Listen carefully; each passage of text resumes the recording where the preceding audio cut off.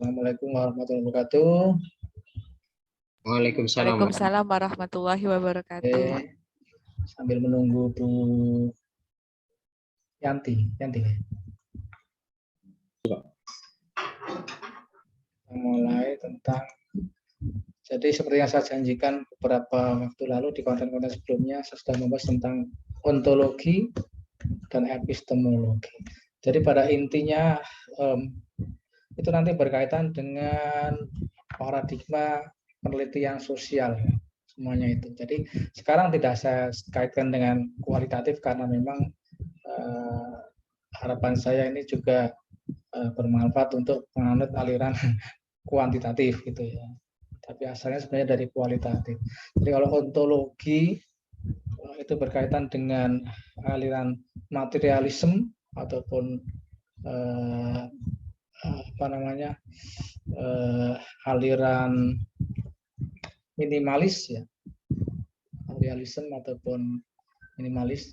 Jadi materialisme itu kan sesuatu yang memang ada itu secara ada wujudnya itu, ada wujudnya.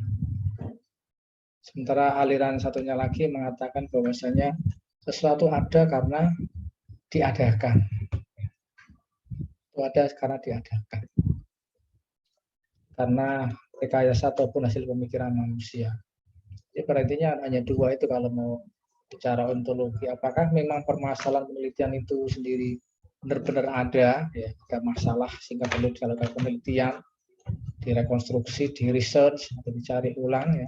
Research itu kan mencari kembali, dicari ulang, ataukah sebenarnya peneliti sendiri yang menemukan permasalahan tersebut berdasarkan dari kajian-kajian empiris ataupun fenomena-fenomena yang ada di sekitarnya. Nanti di materi tentang kualitatif akan saya singgung lebih banyak.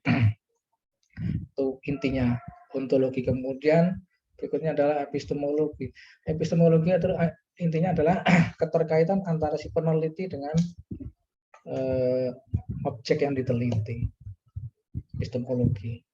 Jadi dalam menjustifikasi itu kan perlu teori-teori rujukan, makanya dikatakan epistemologi. Kalau ontologi asal muasal, epistemologi ya hampir sama, tapi dasarnya apa sih kan gitu? Dasarnya apa? Dasar yang latar belakang itu yang berkuat penelitian tersebut sehingga perlu teori-teori. Sekarang kita mengajak kepada materi aksiologi. Aksiologi itu lebih banyak kepada aspek metodologi sebenarnya memang. Jadi kalau ontologi dan epistemologi itu pada latar belakang sampai dengan ke tinjauan pustaka. Ya. Sekarang aksiologi bagaimana memaknai atau mengambil nilai atau menilai dari temuan-temuan dari riset-riset kita semuanya ya. Terus itu Bapak dosen, mahasiswa, kebetulan dosen juga kan semuanya ini, dan mahasiswa. Jadi aksiologi itu merupakan art sebenarnya. Aksiologi is art and value, ya, and value, kurang and value, and art and value. Jadi aksiologi itu cabang filsafat, ya, and value.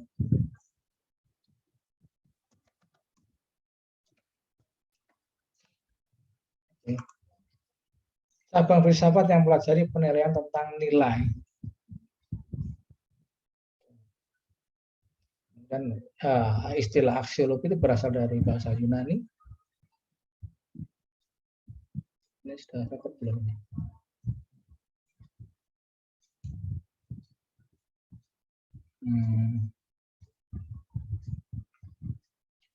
Oh, belum rekod.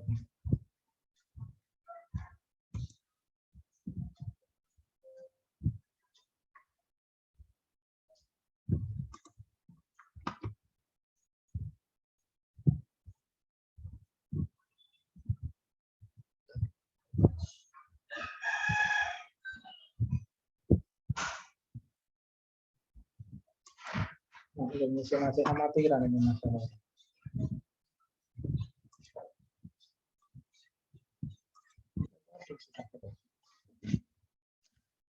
Jadi aksiologi itu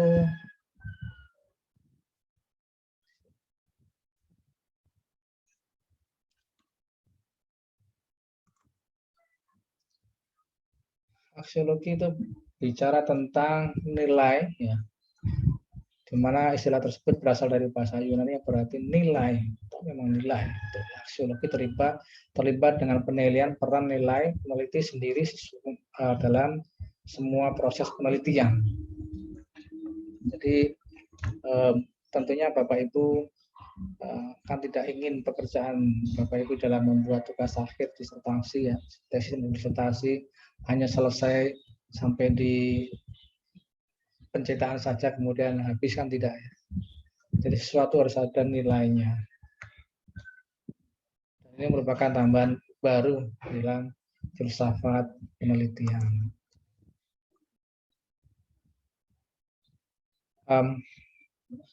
Aksiologi atau teori dari nilai, the theory of value, itu pertama berkaitan dengan ethics.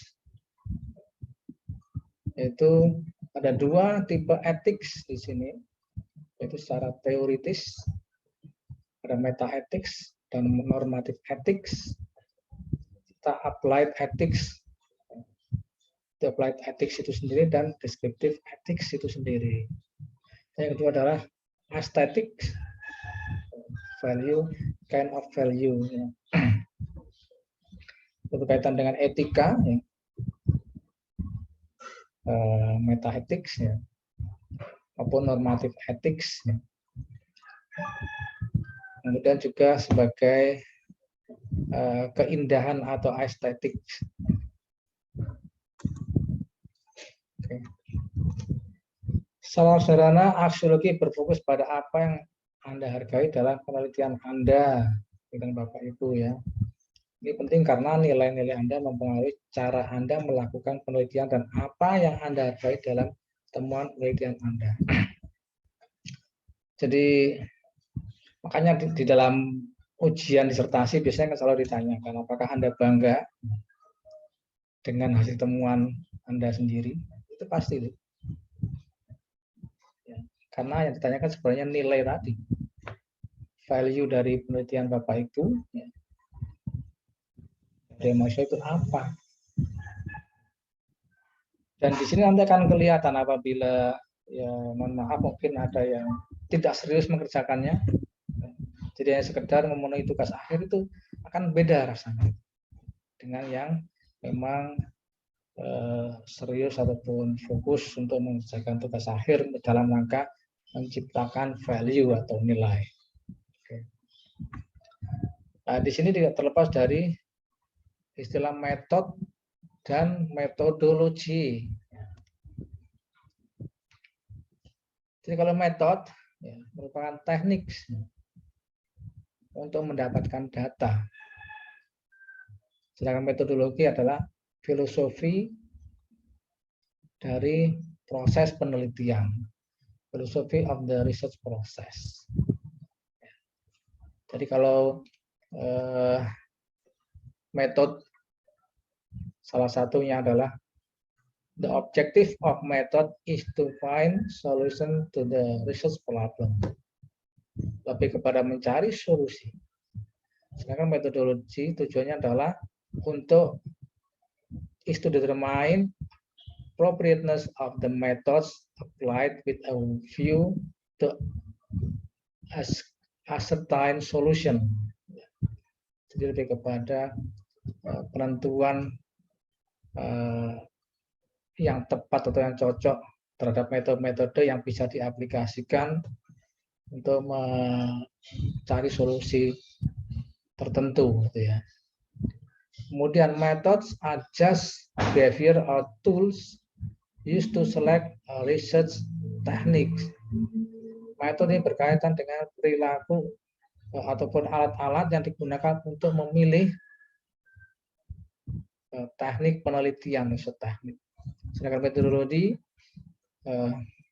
is analysis of all the method and procedure of the investigation. Jadi analisis dari semua metode dan prosedur dari investigasi. Method are applied during the later stage of the research study. Jadi kalau metode lebih banyak kepada tahapan mendekati akhir, tahapan akhir dari research study. Methodologies are applied during the initial stage of the research process. Lebih awal, kalau metodologi sejak awal sudah dipikirkan, ya, sudah ditentukan. Kalau metode itu belakangan. It comprises different investigation techniques of the study. Meliputi beberapa teknik yang berbeda dari research study. It is systematic strategy to find solution to the research problem. Itu kalau metodologi. Kalau metodologi lebih kepada systematic strategy. Kalau di metode itu mungkin beberapa alat yang berbeda yang disajikan. Tapi kalau metodologi lebih kepada systematic strategy to find solution to the research problem, untuk mencari solusi dari permasalahan riset. Methods encompass, ternyata belum di method encompasses of carrying out experiments, conducting surveys, tests, and so on, etc. Jadi metode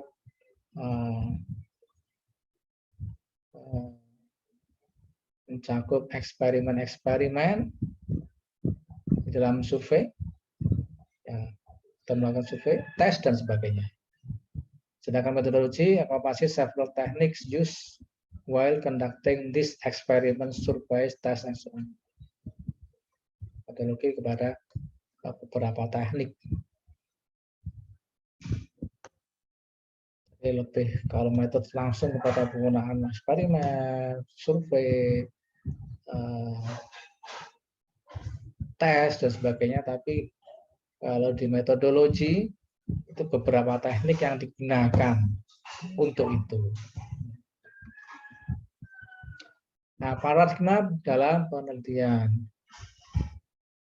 Ini views itu.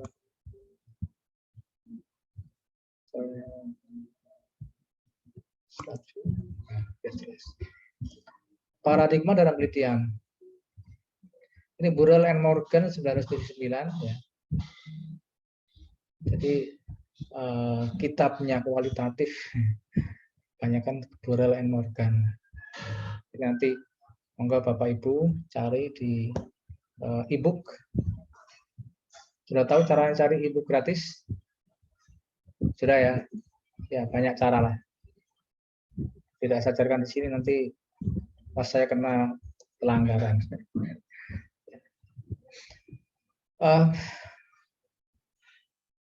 Berkaitan dengan sociology of radical change, ya, dan sociology of regulation, radical change, ya, radical humanis, radical structuralism, ya, ada di 4 dimensi di sini. Functionalist sociology, interpretive sociology. Di sini kalau radikal humanism itu ada anarkistis individualism, critical theory, French externalism, kemudian radikal structuralism, contemporary Mediterranean humanism, Russian social theory, conflict theory, objective theory. Untuk functionalist sociology, integrative theory, social theory, actionism, social action theory, dan interpretative theory. Itu ada phenomenological sociology, heuristic, dan phenomenology. Ini phenomenologi sosiologi. Ini fenomenologi. 4 menurut Budal Morgan, 4 dimensi pemetaan teori-teori sosial. Secara filosofi itu ada minimal 4 filosofi ini yang harus dipegang ya. Yang pertama adalah positivism, realism, interpretivism, dan pragmatisme. Ada positivis, realistis atau realis, interpretif, dan pragmatis.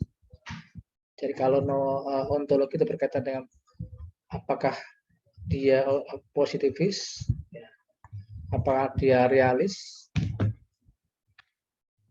interpretif, ataupun pragmatis. Dalam aksiologi, positivis, penelitian dilakukan dengan cara yang bebas nilai.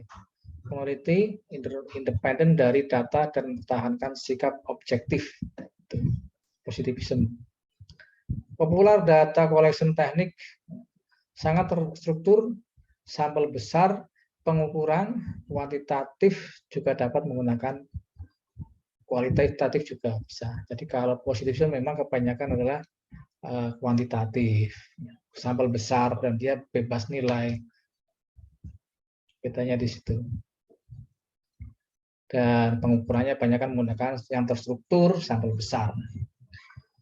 Untuk realis, penelitian syarat nilai. Peneliti bias oleh pandangan dunia, pengalaman budaya, dan asuhan. Temuan peneliti akan berdampak pada hal ini. Ya. Itu dipengaruhi oleh temuan peneliti. Metode yang dipilih harus sesuai dengan materi pelajaran kuantitatif atau kualitatif dalam realis. Jadi dia sudah awal sudah mengatakan syarat nilai karena memang objektif ya. Dikatakan syarat nilai karena dia objektif. Interpretivism ya, peneliti adalah nilai terikat. Peneliti adalah bagian dari apa yang diteliti, tidak dapat dipisahkan dan akan bersifat subjektif. Itu lebih tegas lagi ya. Sampel kecil, investigasi mendalam, kualitatif. Ini lebih tegas. Kalau yang positivis dan realis itu masih bisa kuantitatif ataupun kualitatif. Tapi sudah ke interpretivis itu sudah tegas menyatakan bahwasanya peneliti adalah terikat oleh nilai. Tidak hanya syarat nilai saja, tapi sudah terikat dan merupakan bagian dari apa yang diteliti. Pragmatis, nilai memainkan peran besar dalam menafsirkan hasil. Peneliti mengadopsi sudut pandang objektif dan subjektif. Desain metode campuran atau ganda kuantitatif dan kualitatif. Nah, ini misalnya Pak Sauki ke arah ini harusnya pragmatis, akan mengadopsi teori nilai kualitatif dan kuantitatif. Ya. Jadi berbasis starting point-nya adalah dari nilai dalam menafsirkan hasil. Kalau beralih ke kualitatif berarti ke interpretatif. Budal Morgan di buku yang lain juga mengelompokkan paradigma penelitian ke dalam beberapa golongan ya. Antara lain adalah pre-positivis, positivis, dan post-positivis. Penelitian yang lainnya. Pre-positivis artinya peneliti berangkat dari sesuatu yang nanti di materi yang kualitatif, sesuatu yang memang belum diketahui atau berangkat dari sesuatu yang belum ada ya. Belum ada. Jadi dia hasil peneliti ibaratnya dia naik pesawat terbang, ya naik helikopter kemudian diturunkan di tengah hutan. Itu pre-positif. Apa yang dia kerjakan, apa yang dia lakukan, dia tidak tahu sama sekali dasarnya apa, nilainya apa, itu belum ada ya. dia jatuh di tengah hutan, apa yang dia lakukan terserah. Itu pre-positivis. Kalau positivis seperti ini, ya positivis itu memang jelas-jelas bahwasanya teorinya sudah ada, ya. Yang dia teliti permasalahannya, misalnya kalau dia studi kasus berarti memang permasalahannya sudah ada, ya secara ontologis. Ya. Atau dia pelajari dulu empiris kajian empiris, oh, ternyata permasalahannya adalah seperti ini, ya itu baru realis. Ya. Oke. Sehingga namanya untuk positivis menganggap bahwa semua teori yang sudah ada itu adalah benar, sudah teruji kebenarannya. Maka peneliti selanjutnya tinggal mengadopsi teori-teori yang sudah ada, sudah teruji tentunya ya, dan indikator-indikator yang sudah digunakan, yang pernah digunakan untuk diuji kebenarannya. Diuji kebenarannya ya. Bukan mencari kebenaran, kalau kualitatif mencari kebenaran. Sedangkan yang post-positivis itu berangkat atau beranjak dari nilai yang sudah ada, hasil temuan-temuan yang sudah ada sebagai pijakan. Dikatakan post-positivis. Jadi Pak Sayuki mungkin nanti arahnya ke post-positivis kalau memang beranjak dari nilai yang sudah ada ya. Terserah apa mau ke pre-positivis ya, mulai dari nol bodol istilahnya. Saya orang Jawa itu nol bodol, masuk tengah hutan, kemudian hutan belantara mau ngapain itu masih bingung itu pre-positivis. Memang lebih menarik kalau kualitatif daripada yang kuantitatif. Kuantitatif kayak bermain pada pencocokan teori saja. Teori sudah ada, kemudian secara ontologi diciptakan, ya, permasalahan itu diciptakan, dibuat permasalahan adalah ini kan, mereka berarti seperti itu kan, secara ontologi. Kemudian diuji sendiri. Jadi ibaratnya membuat masalah sendiri, diuji sendiri. Ya. Tidak menarik memang akhirnya ya. Kadang-kadang membosankan. Saya kalau bimbing kuantitatif keduanya kan juga bosan penelitian gini-gini dari yang kemarin. Ini ya diganti variabelnya toh, diganti objeknya, diganti kalau handphone dari Samsung kembali ke handphone apalagi Xiaomi ganti apa lagi, itu sama, intinya sama. Ya. Saya tidak ada endorse ini, tidak ada endorse. Sorry kalau nyebutkan merek. Oke. Jadi mungkin ya monggo Pak Sayuki ya mungkin mau beranjak ke post positivis interpretivism atau ke pragmatisme. Kalau mungkin interpretivism itu Pak kayaknya Pak. Kalau yang pragmatisme itu kok double Pak. Ya. Nggak jadi double ya. Agak sakti itu Pak. Sebenarnya nggak apa-apa sih, dulu teman-teman saya di kuliah di Australia banyak yang mix. Memang butuh waktu. Artinya gini, beranjak dari kuantitatif dulu, kemudian temuannya itu didalami, itu sudah mix sudah. Atau dari kualitatif ketemu variabel-variabel. Jadi kalau dari kualitatif berarti berangkat dari pre-positivis ya, akan membangun variabel-variabel, membangun indikator-indikator, membangun teori, atau diuji kuantitatif. Di pre ke positivis kalau mau mix ya. Kalau mau yang interpretivis itu ya tadi itu beranjak dari nilai. Oke. Perlu sampel kecil lah. Sampelnya ini nanti usahakan jangan jangan disama dengan kuantitatif. Beberapa yang saya uji masa kualitatif kok sampelnya sampai 27 sampai 30, itu apa kok kualitatif segitu banyaknya ya. Di sini kan sudah jelas-jelas sampel kecil, investigasi mendalam. Dan yang lebih penting lagi adalah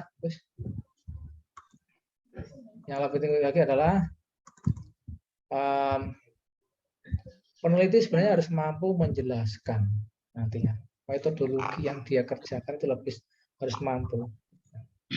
Jangan sampai ragu. Karena kualitatif instrumennya adalah si peneliti itu sendiri. Kalau kuantitatif instrumen adalah questionnaire. Instrumen penelitian adalah questionnaire. Tapi kualitatif instrumen penelitian adalah si peneliti itu sendiri. Ya. Karena apa yang akan dia tanyakan, apa yang dia cari itu ada di peneliti. Kalau kuantitatif itu ada di questionnaire sudah jelas. Nanti saya tanya tentang ini, ukurnya begini, sudah jelas ada di situ. Makanya diuji adalah questionnaire-nya. Sedangkan kualitatif yang diuji adalah si peneliti itu sendiri sebenarnya. Makanya pada saat ujian proposal nanti itu harus benar-benar meyakinkan. Dari proposal harus bisa meyakinkan bahwasanya si peneliti adalah bagian dari instrumen, merupakan instrumen inti. Peneliti adalah instrumen inti. Jadi kalau masih bingung jangan sempro dulu. Kalau mau kual ya.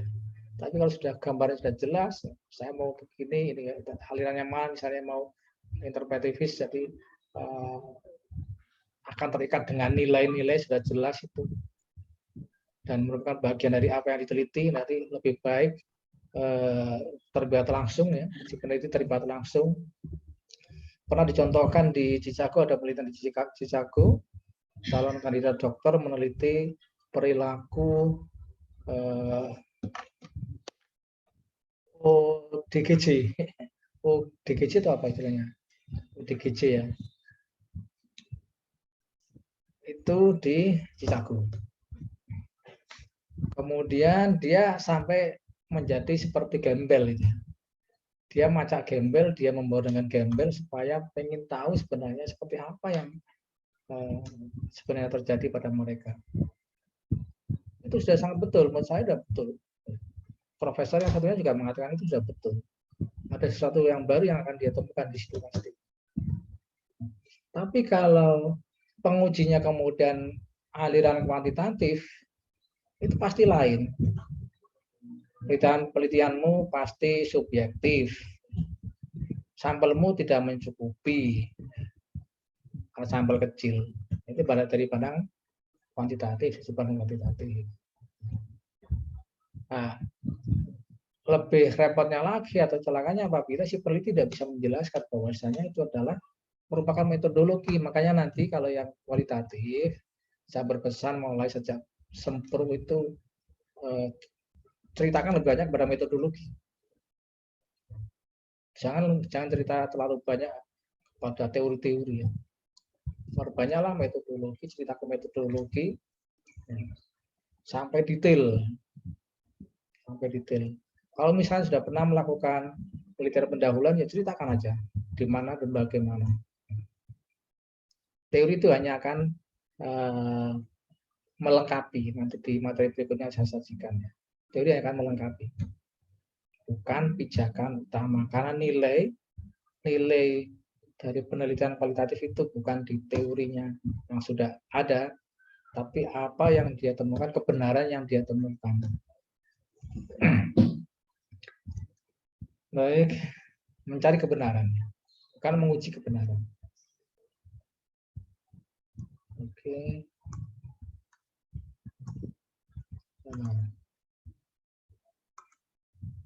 Nah, implikasi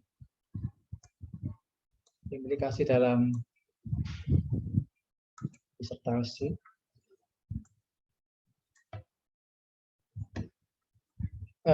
Perlu menambahkan satu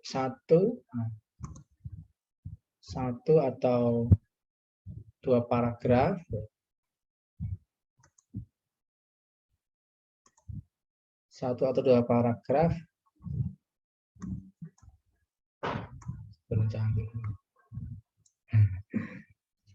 yang membahas relevansi aksiologi dalam penelitian Anda.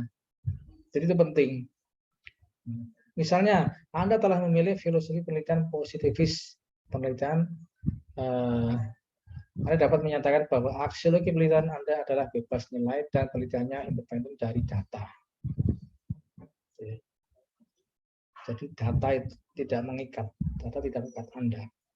Itu kalau positivis. Atau jika filosofi penelitian Anda adalah realisme, Anda perlu menyatakan bahwa aksiologi penelitian Anda syarat nilai. Dalam hal ini Anda harus mengakui bahwa pandangan dunia Anda atau pandangan Anda mungkin telah mempengaruhi temuan penelitian Anda.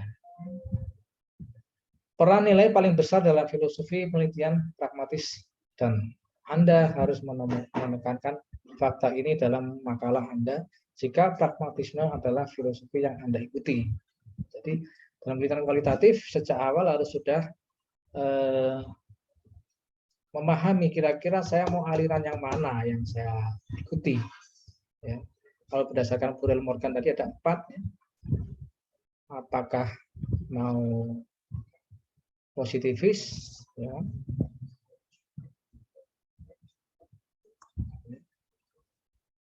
Apa yang sebelumnya ini?